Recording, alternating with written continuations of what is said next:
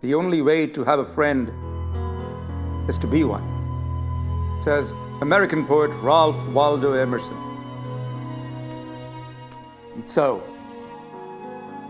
once upon a time,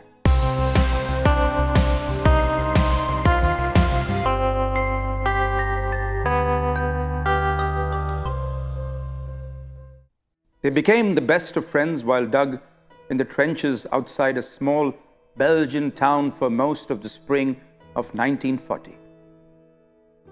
There was something about the harshness of war that made the bedrock of great friendships. When you know that you have only each other to depend on to live another day, that each other becomes really important. Captain Rousseau had told his trench mate, Lieutenant Durand. Durand understood, only too well in the coming few days. It was the second day of the Belgian invasion. The Nazi war machine pounded the Belgian positions, and Rousseau took a stray piece of shrapnel on his side. The wound seemed severe, and he was losing a lot of blood. The orders were to retreat, but Durand would not leave his dying friend. Staying put in the trenches was not an option either. By the pounding lights of the German guns, Durand carried his friend across the fields to a row of abandoned houses. There, while the battle raged, he tried everything he could to keep Rousseau alive. With each passing hour, Durand could see that Rousseau was losing too much blood. The supply lines had been cut off, and he had no idea when a medical team would arrive. Whenever the guns fell silent, Durand could hear Rousseau say the name, Nina, Nina. Even in all his pain, he made the name sound like a melody. Through his broken words and shattered breath, Durand made out that Nina's picture was still lying in the trenches. Rousseau wanted to see her before he died. Durand rushed towards the trench to where they had been fighting just a few hours back. And there, amongst the dead and the dying, he tried to look for Rousseau's reason to live. He couldn't. The morning came. Belgium had fallen, and so had Rousseau. Durand could never find the picture.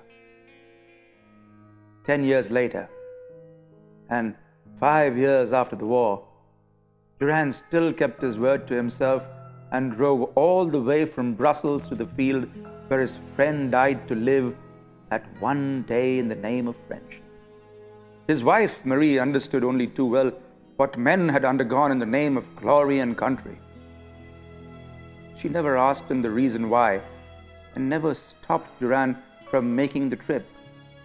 She did not even stop him on that day in the May of 1950 when their baby was expected any time.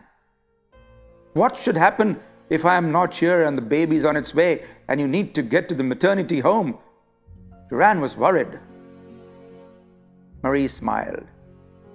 The baby knows how important this is for you. I'm sure the baby will wait.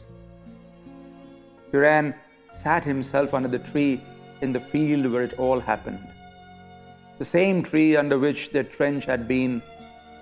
The trench did not exist anymore, but as the tree swayed gently in the wind, it seemed to say, I know you.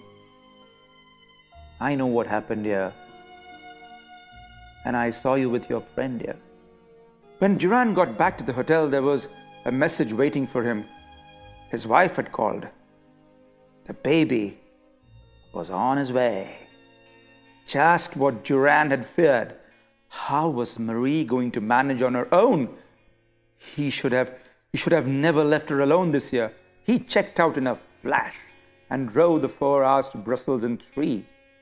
She must have had to get an ambulance or even a taxi, thought Durand to himself, and cursed under his breath. Yet, when Durand reached the maternity clinic, he was greeted with happy tidings. His wife was all right, and he was a father to a baby boy. All was well. Early in the morning, the nurse woke him up. His wife wanted to see him. Duran was up and went into the room to find his wife holding the baby and flashing a radiant smile at him. It was a picture that he would keep in his mind's eye. "Did you manage to get an ambulance then?" Duran asked. Marie shook her head. "I did call an ambulance, but even before I hung the telephone up, a man knocked at the door and said he was there to take me to the clinic. He said he was a friend of yours. When he got me here, he asked me to give you this picture.